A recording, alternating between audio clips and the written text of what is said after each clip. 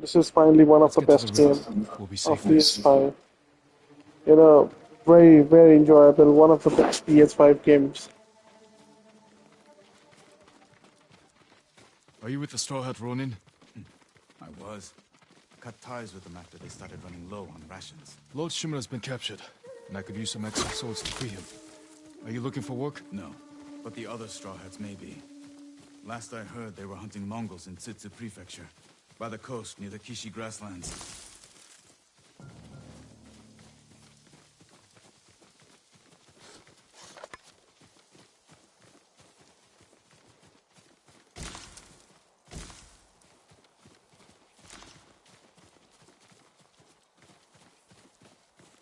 This way. We're looking for my brother, a blacksmith named Taka. Don't know him, but a lot of prisoners move through here.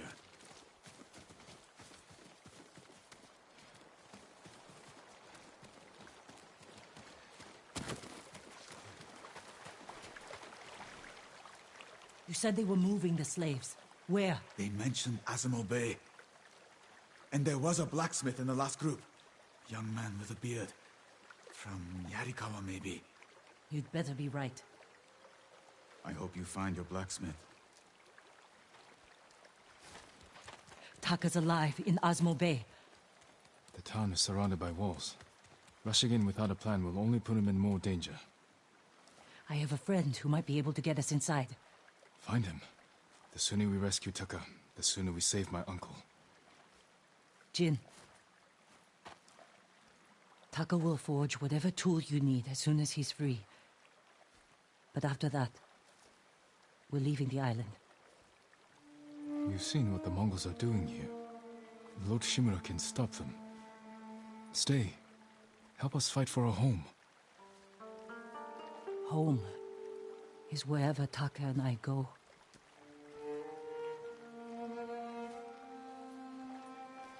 My friend lives in Azamo Prefecture, on the border with Tsutsu.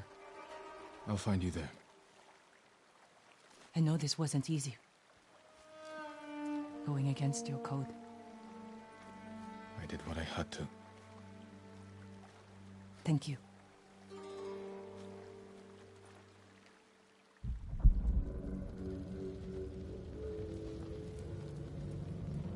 Lord Shimura,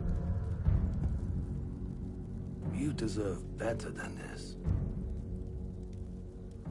Convince your people to stop resisting, and you can walk free. Stop wasting my time. Kill me. You think you've lost everything. But your nephew is still alive. Jin. My men control the roads. They build war camps near your towns. They see everything, and they will find him. Lord Sakai will fight until his last breath. As will I. You love him. Just as you love your people. You're a father to them. Will you abandon your children? I won't make them your slaves.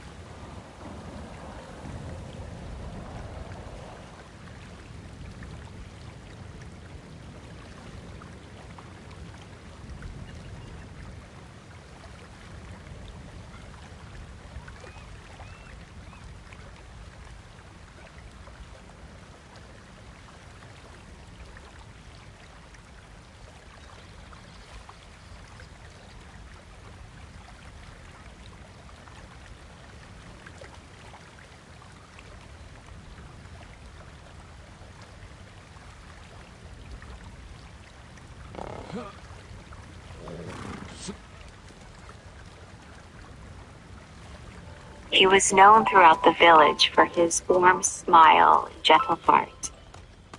Although he lived a simple life, he greeted each day with gratitude and always tried to help others whenever he could. The old man had a large round wen on his right cheek. It had been there for many years, but he never let it trouble him. He believed that kindness and a joyful heart were far more important than appearance. He lived with his loving wife in a small wooden cottage near the edge of the forest. Together, they tended a little vegetable garden and enjoyed quiet evenings by the fire. Though they had very little, they felt grateful for the peaceful life they shared. Every morning, the old man walked into the forest carrying a basket and a small axe. Sunlight streamed through the tall cedar trees as birds sang cheerful songs above him. The peaceful forest always filled his heart with peace. As he gathered firewood, he quietly hummed little tunes to himself. Small animals watched him without fear, and colorful butterflies fluttered through the gentle breeze. The forest felt calm, warm, and full of life. One afternoon, dark clouds slowly covered the bright blue sky. A cool wind swept through the trees, and the birds suddenly became quiet. The old man realized that a storm was on its way. Soon, heavy rain began to fall, and thunder echoed across the mountains. Looking around, the old man spotted a giant hollow tree nearby. He quickly climbed inside and waited for the storm to pass. The rain continued through the evening, filling the forest with the sound of falling water. As the old man rested inside the tree, he listened peacefully to the gentle rhythm of the storm. Before long, the forest became strangely quiet.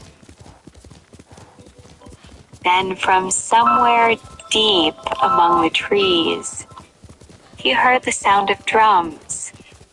Lively music, cheerful singing, and joyful laughter drifted through the night air.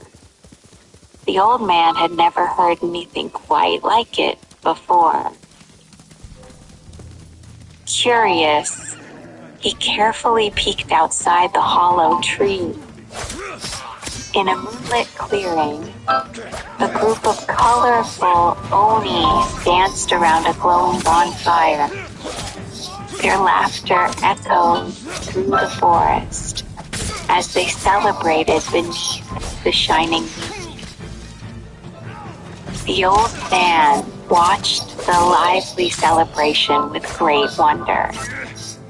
The Oni laughed, clapped their hands, and danced around the glowing fire.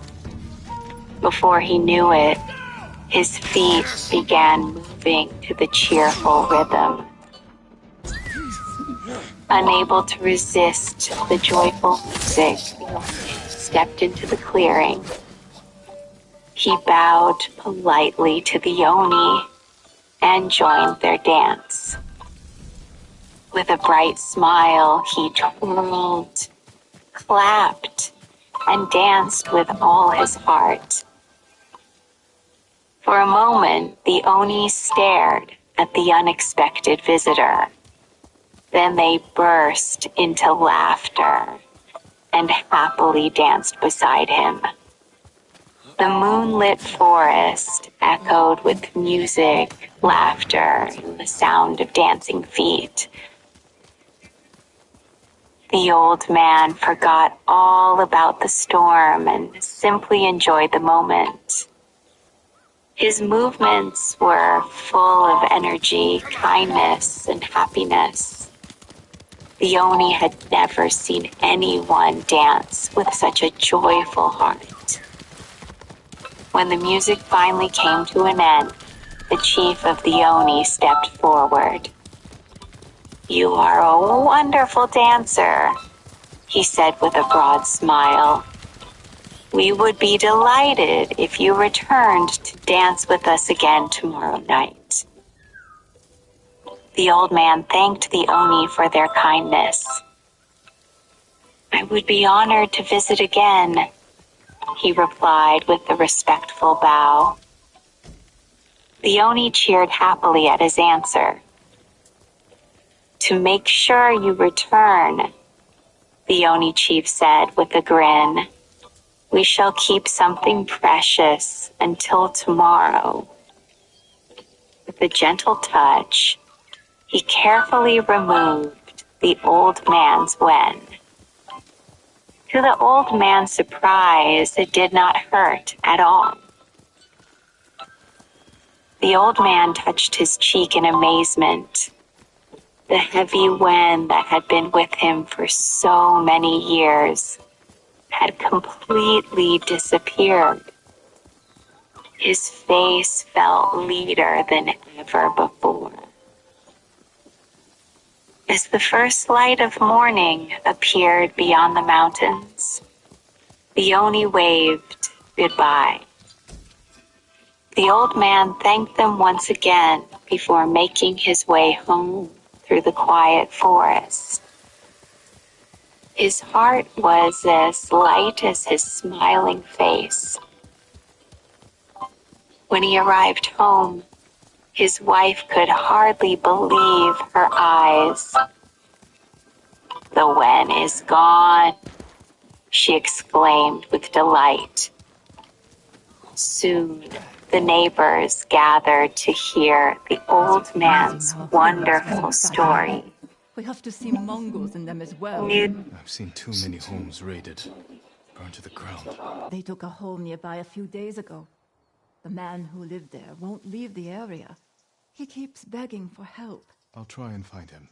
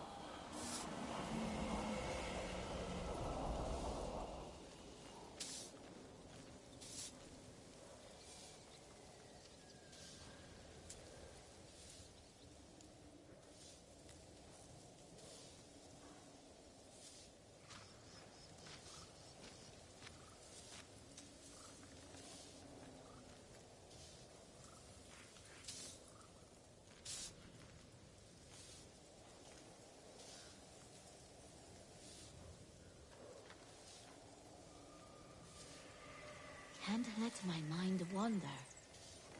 The old man and his wonderful dog. Long, long ago there lived an old man and his wife who supported themselves by cultivating a small plot of land. Their life had been a very happy and peaceful one save for one great sorrow. And this was they had no child. Their only pet was a dog named Shiro, and on him they lavished all the affection of their old age. Indeed, they loved him so much that whenever they had anything nice to eat, they denied themselves to give it to Shiro. Now Shiro means white, and he was so called because of his color. He was a real Japanese dog, and very like a small wolf in appearance. The happiest hour of the day both for the old man and his dog was when the man... Who's been taken? The invaders took our house. Down the road. My wife is there. With my son. You left your family behind? What choice did I have? I'm no warrior. I'll help them. Stay here.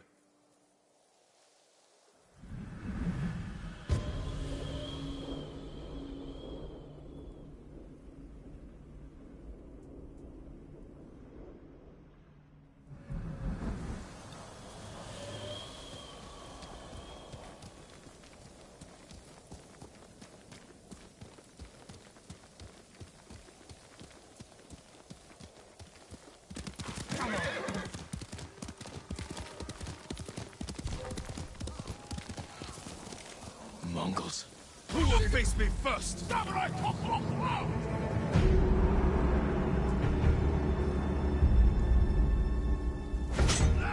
Yum he gets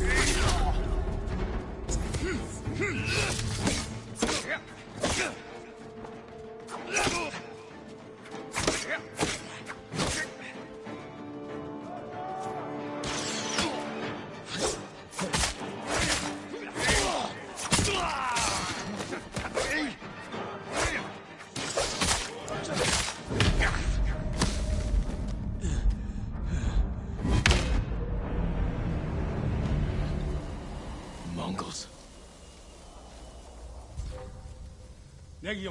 Face me!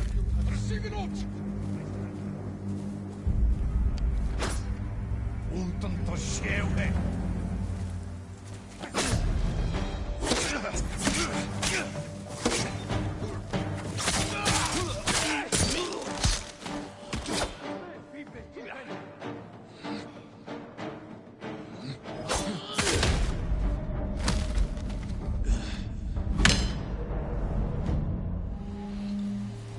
Mongols. Stand and fight!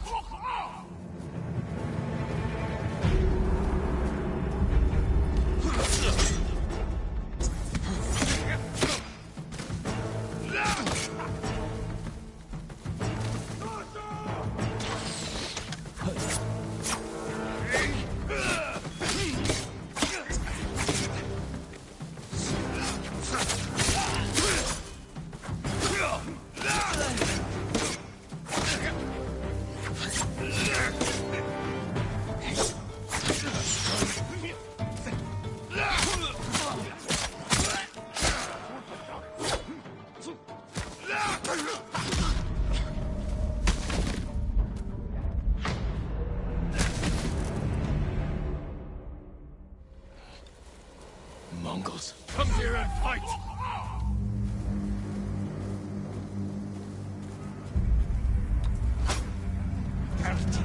That way.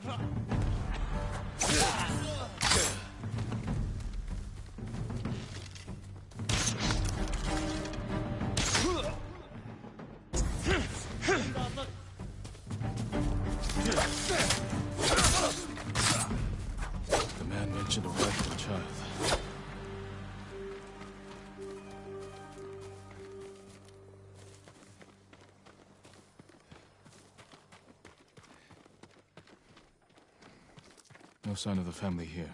Maybe outside.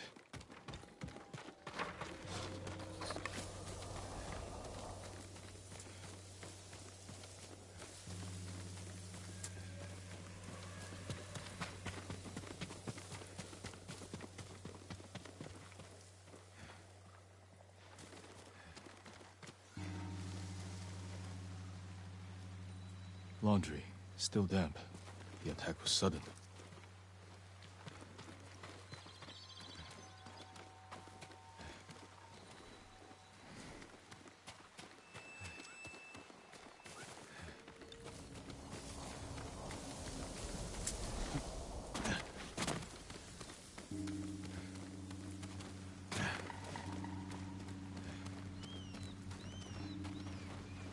Bodies were dragged, thrown in the water.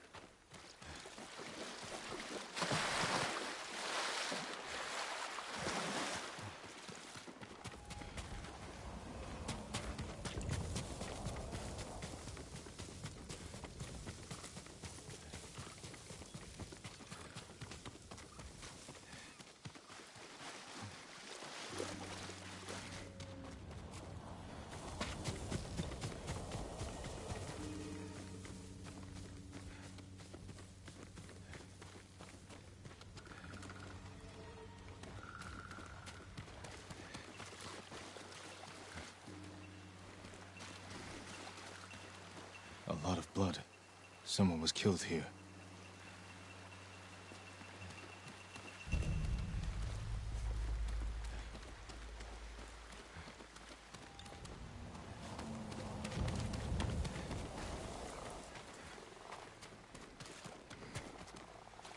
A child's toy.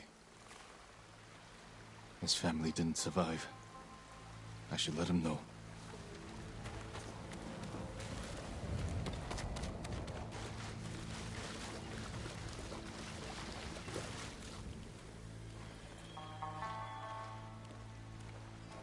My lord, did you find them? Your family was killed. I'm sorry. Why didn't you save them? I ran. Like a coward. I should be dead too. It's not your fault.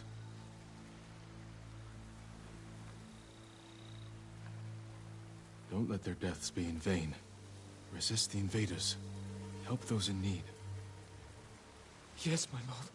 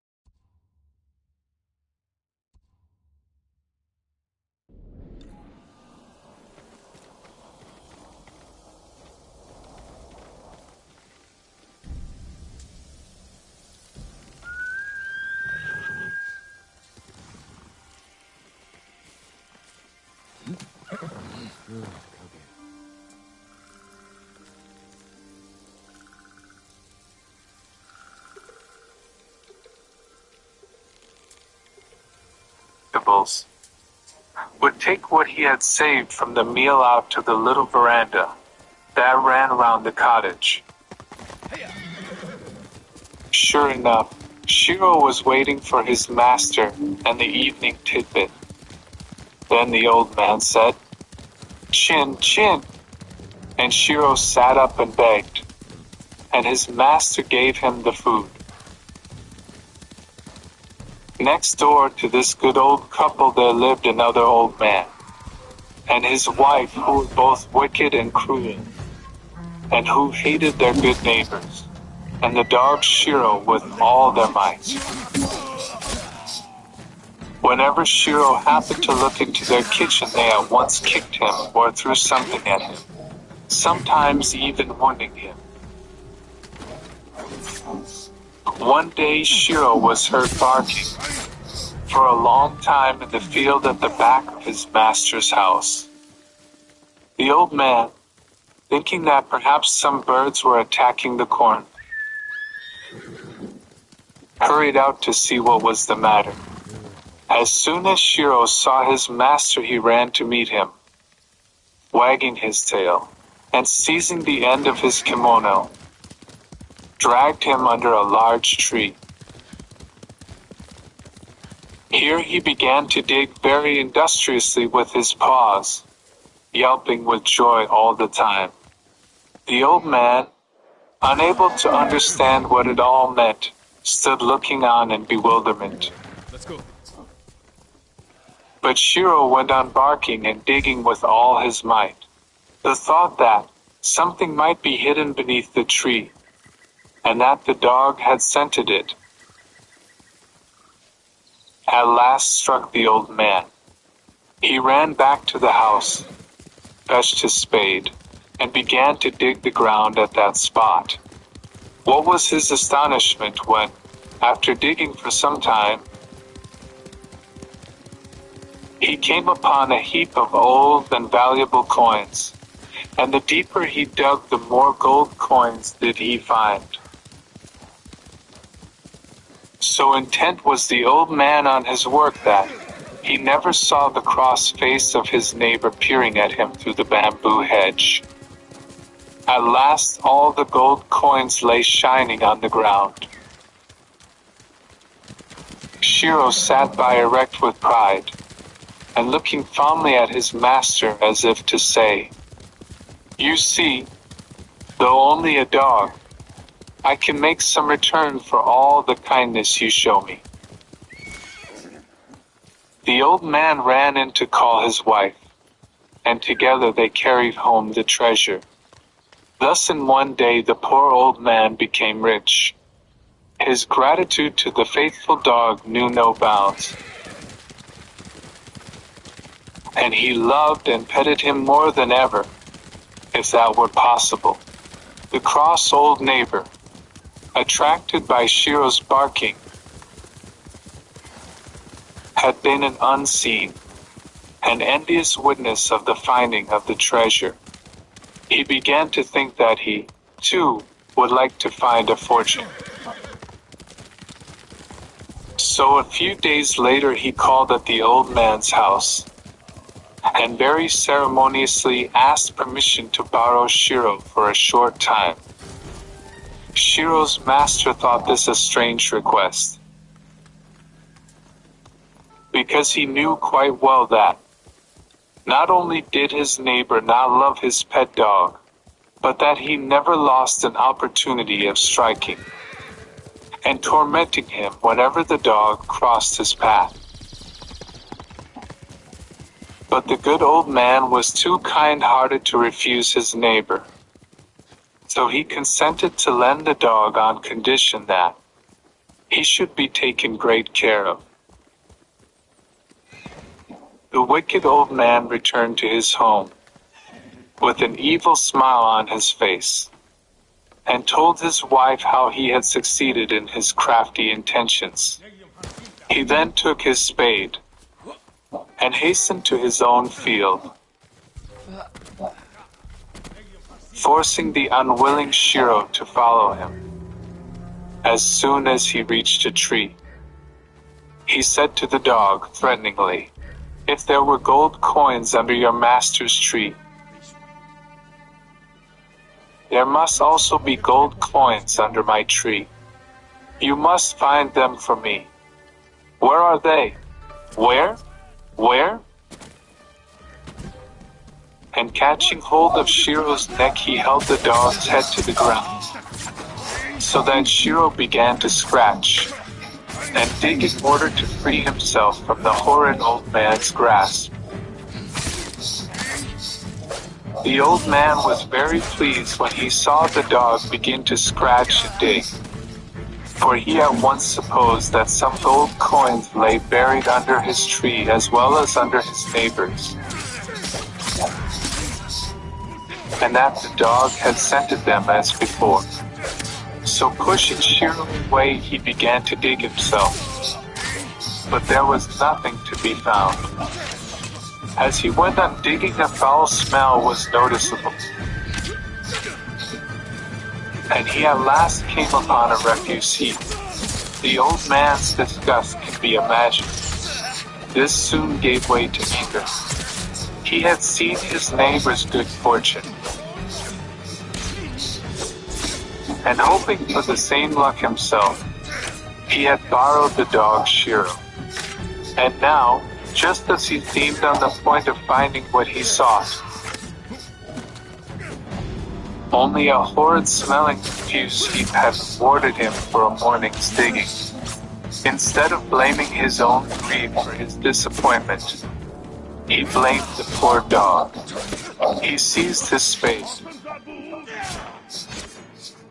and with all his strength struck Shiro, and killed him on the spot.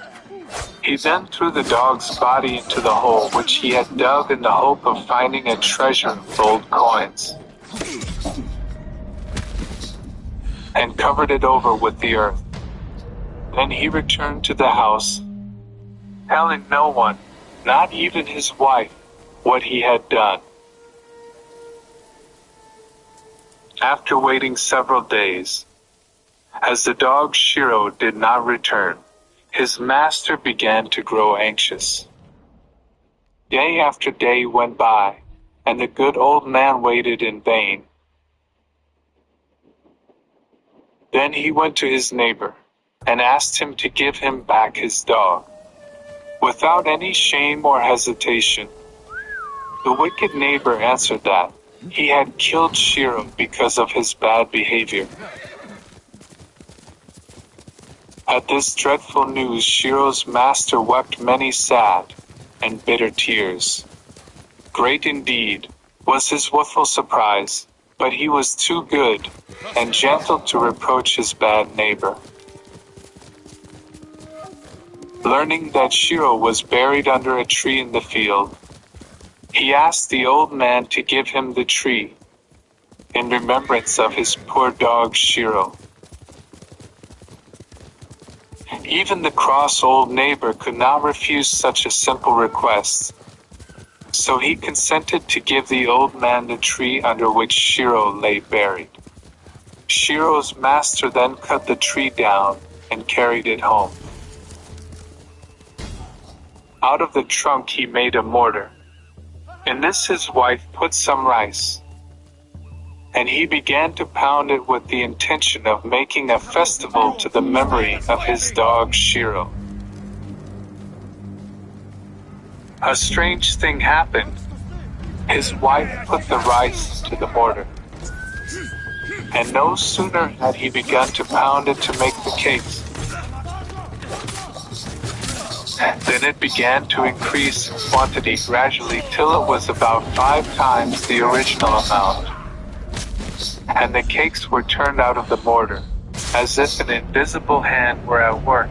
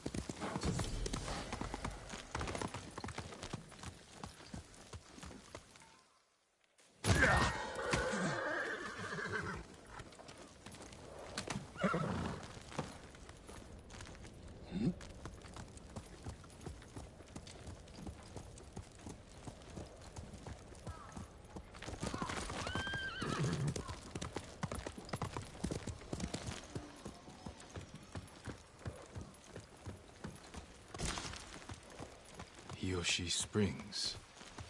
Perhaps someone at the inn can direct me to Sensei Ishikawa.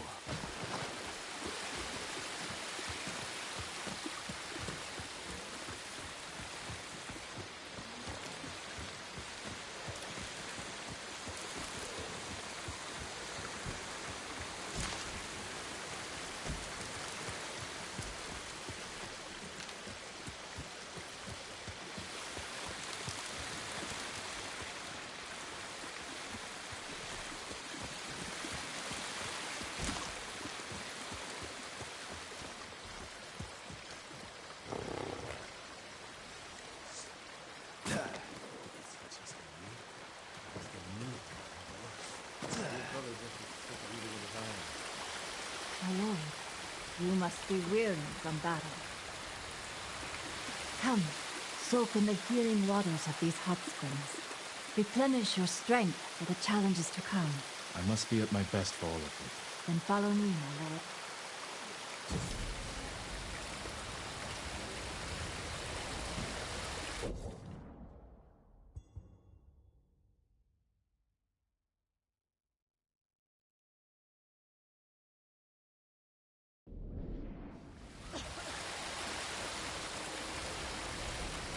Bathing in the hot springs restores your spirit, and if you make a habit of it, the waters will grant you a long and prosperous life.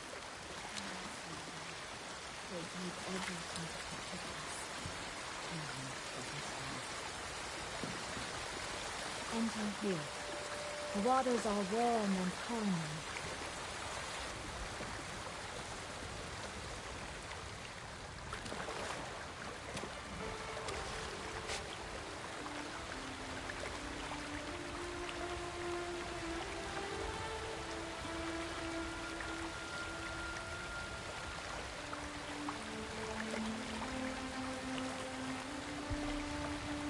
I'll never forget the day he was killed.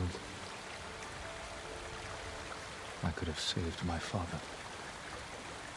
If only I was older, stronger.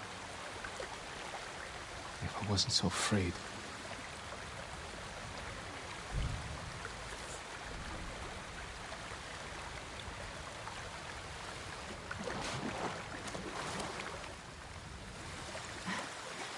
Such an improvement.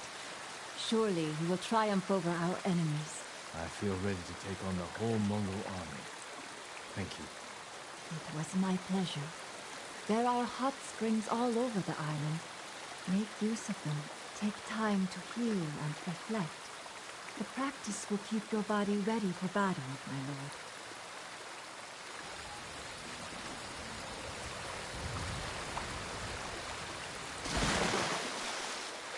A samurai. Right? I'm looking for Sensei Ishikawa. I thought he fell at Komoda. He didn't. Where is his dojo? To the forest. I can show you the way, my lord.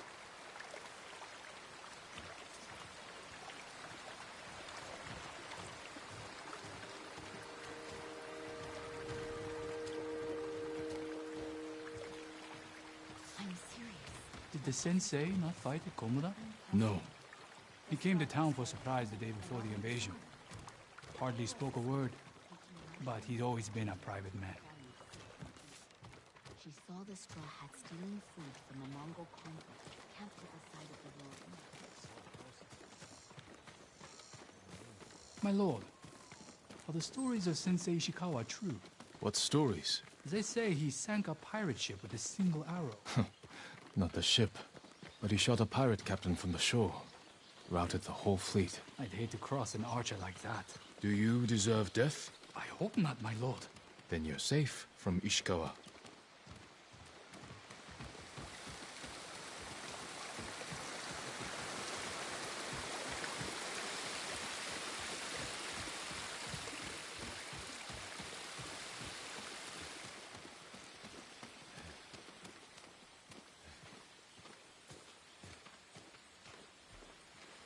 The sensei's dojo is up there on the cliff. If I was a samurai, I'd take Castle Kaneda all by myself. No one could stop me.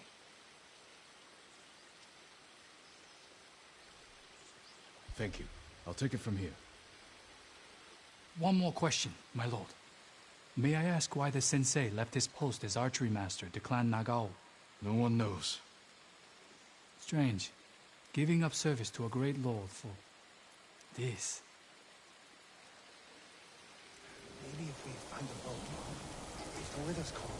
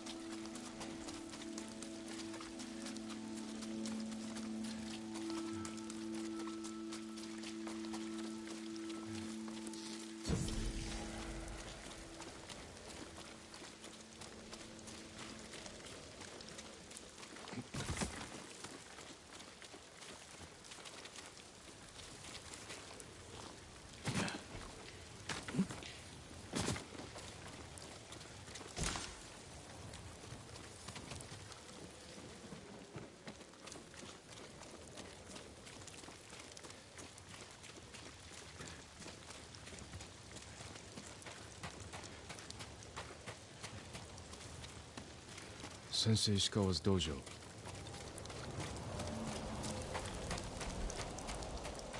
There was a struggle here. Better look around. Dried blood. The fight wasn't recent. Someone was wounded. Remove the arrow.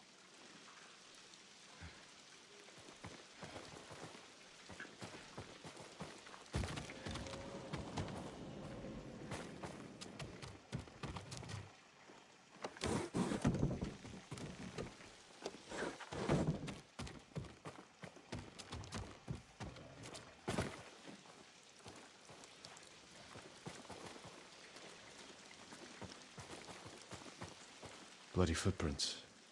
The victim or the attacker? Maybe the sensei is in his house.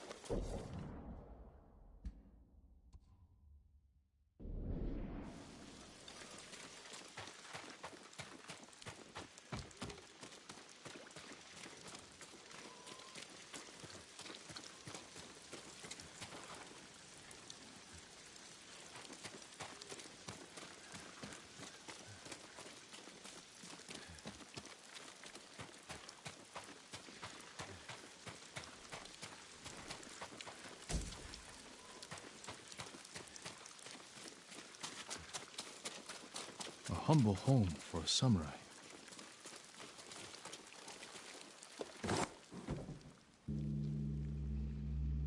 Don't move. Sensei Ishikawa. Lord Sakai's boy. You survived Komura. We could have used your bone. I was on my way when bandits attacked me. Expecting them to return? A samurai is never caught by surprise. I'm sorry about Lord Shimura. He was a good man. He's alive. Taken captive by the Mongols. Then there's hope. That's why I've come. Help me save him. I can't. My student is missing. A skilled archer. I will help you look. Then you can both help me free Lord Shimura.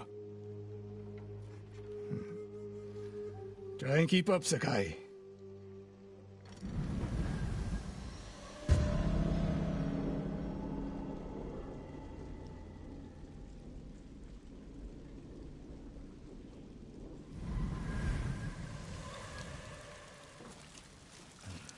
Who else made it out of Komura? No one knows. Are there any others who can fight back? Besides us? I don't know yet.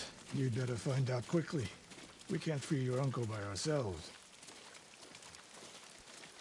I can help track your student. I need no help tracking Tomoe. Tomoe. A woman. From what clan? No clan. A peasant. But she can outshoot any samurai I know. Even you, Sakai. The last time I saw you was 10 years ago. You came to study with me. You remember? I remember most of the students I reject. Instead, you took this Tomoe as your student. You showed promise. Tomoe is a prodigy.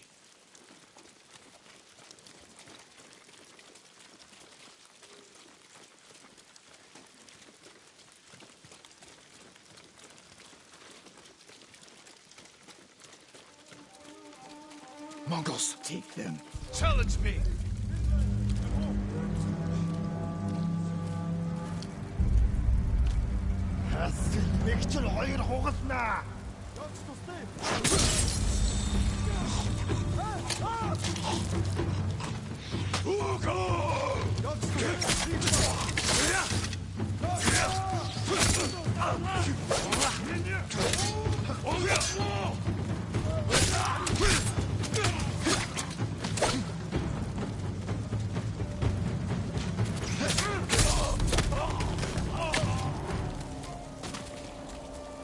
fight like drunk tanuki. They fought well enough at Komoda. Even tanuki can catch a tiger when it's sleeping.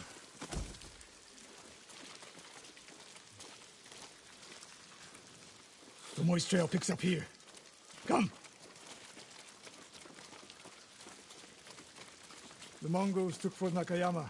The patrol likely came from there. That's close to the hot springs. The town will be the next to fall. Something happened here. An ambush. Look around. Rice and millet. Left uneaten. The attack was sudden.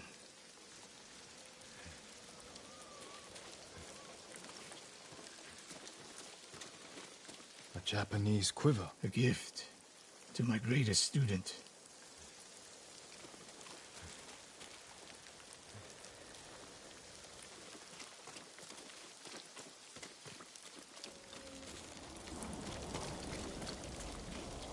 Blood, but not much. No one died.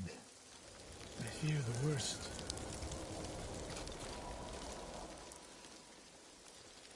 Tomoe would never leave the quiver behind. Unless she was pursued. Or captured. To what end? Interrogation.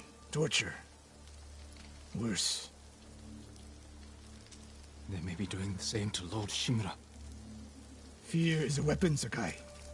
Do not let the Mongols use it against you. Your student. Where would they take her? Fort Nakayama. The fort is nearby. I should have fought at Komoda with you. Better you didn't. We lost enough there. Why did the samurai fail? The Mongols fought like animals. Wrong answer. I saw it with my own eyes. An archer's aim relies not on eyes, but on body, mind, and spirit.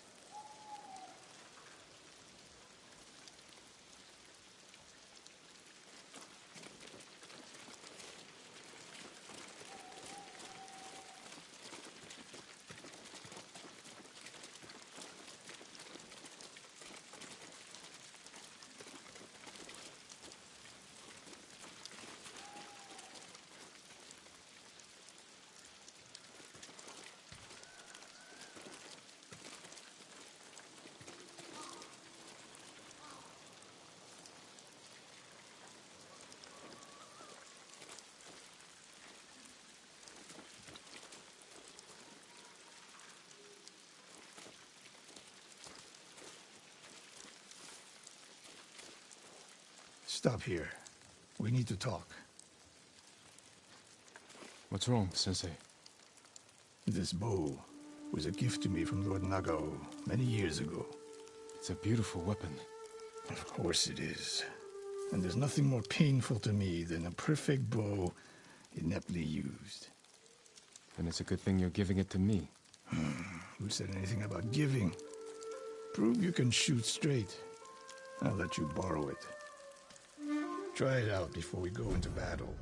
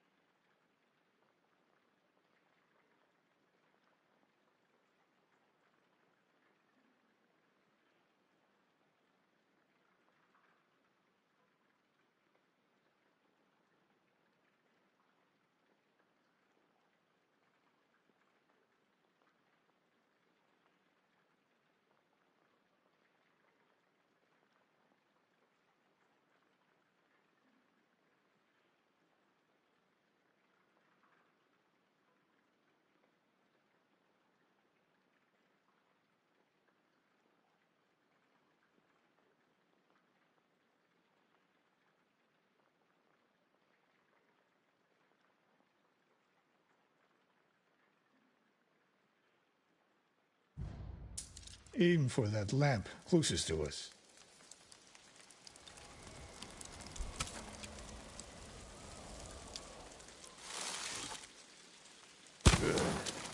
Now the one further down the road. On the left. Not bad. Let's see if you can hit the one furthest away. The further the target, the more your arrow drops. Focus, Sakai. I'm getting used to the grip. Don't make me regret this. I'd hate to add to such a long list. How does it feel? Like it was made for me. It wasn't. So take good care of it. Let's go.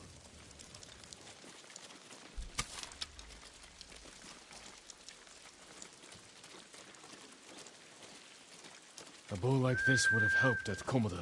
It is a good bow. But victory is won by warriors, not weapons. You haven't seen the Mongols fire weapons. They have not yet won.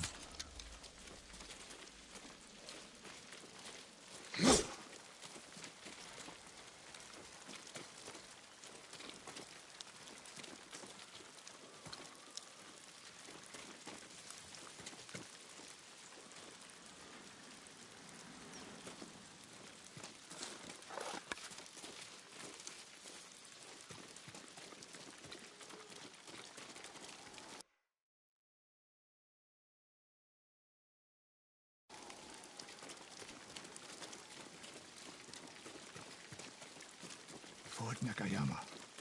I hope your student is inside.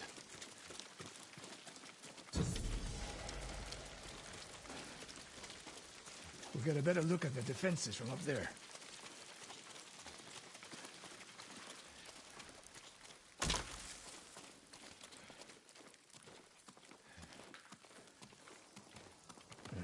This spot is perfect. I'll find a way in. Open the gate. Then we hit them. You always charge into battle with your hakama half-tied? You have a better idea? Patience, Sakai. The Mongols will send men to find their missing patrol. When they open the gates, we strike. The longer we delay, the longer Tomoe remains in danger. She can take care of herself. Survey the battlefield. What can we use to our advantage? They have many archers. They're skilled, but we are better. An arrow in those hanging lights will kick up sparks. And start fires. Those barrels could do some damage. We'll find out. Hornet nests. One shot could stir them up. The Mongols will face the sting of insects and arrows. When the gates open, distract the enemy and rain arrows on their heads. Then we storm the fort and free Tomoe. Good. Now we wait.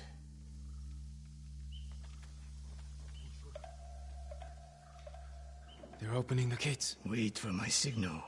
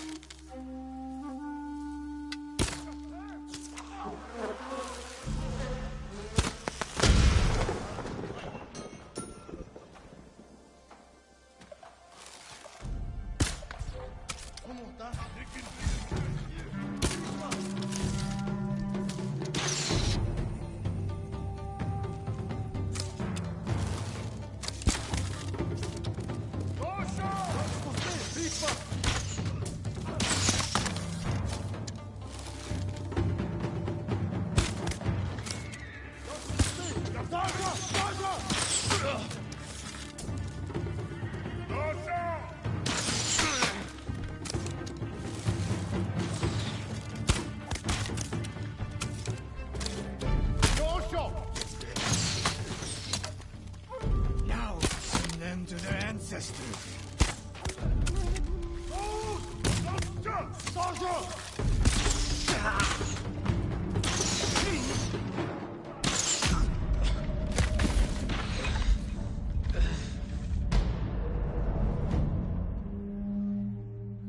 They're opening the gates. Wait for my signal.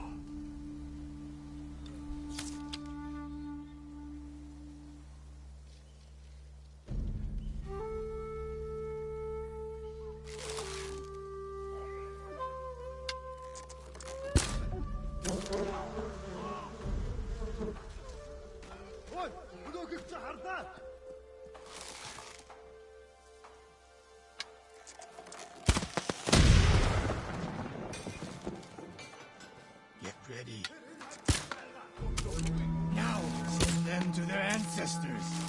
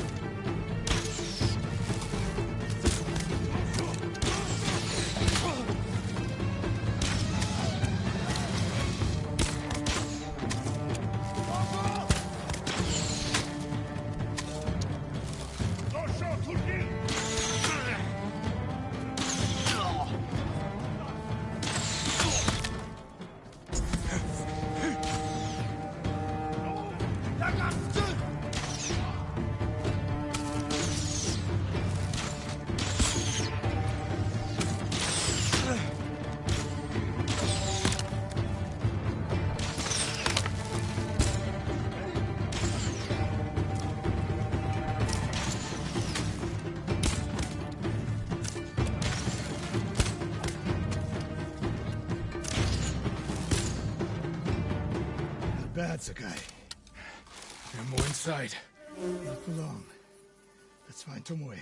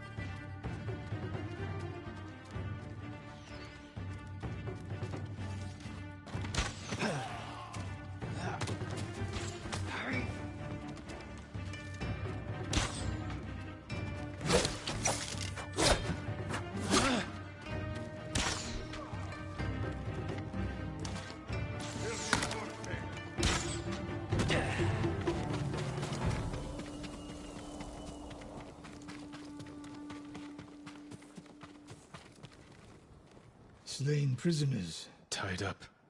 Killed with arrows. Tomoe isn't...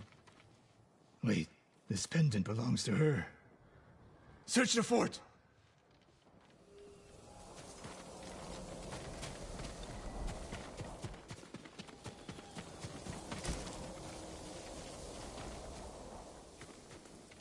These arrows are Japanese. They're Tomoe's arrows. You are sure? I taught her to make the knock with deer horn. And that curve of the eagle feathers. So the Mongols took her weapons? The shots are tightly clustered. No Mongol shoots Japanese arrows with such skill. Huh. Then they allowed her to use a bow.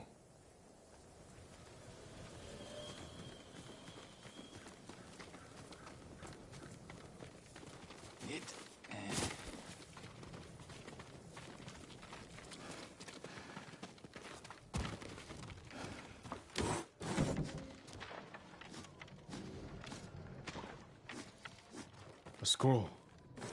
Archery terms with Mongolian translations. Your name is mentioned. She was teaching them my way of the bow.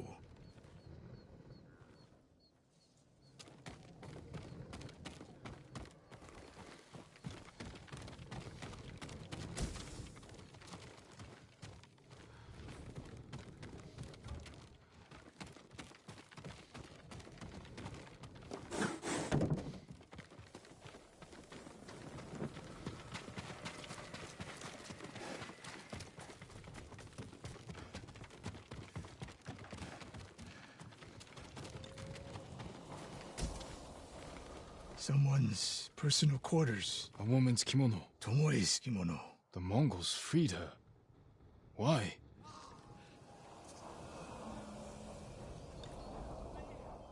Do you hear that? A survivor.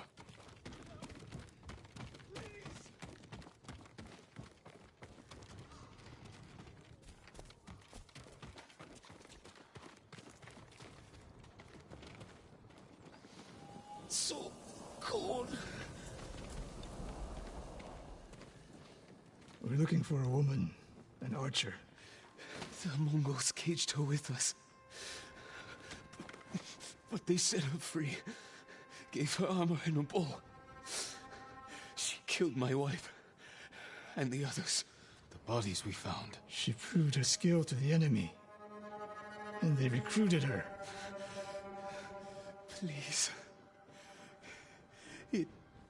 It hurts. Don't leave me.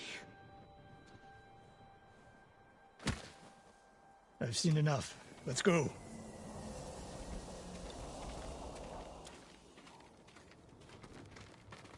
I should have killed her. Sensei? Tomoe won her freedom. And she joined the Mongols. Why would she do that? What happened? I pushed her too hard.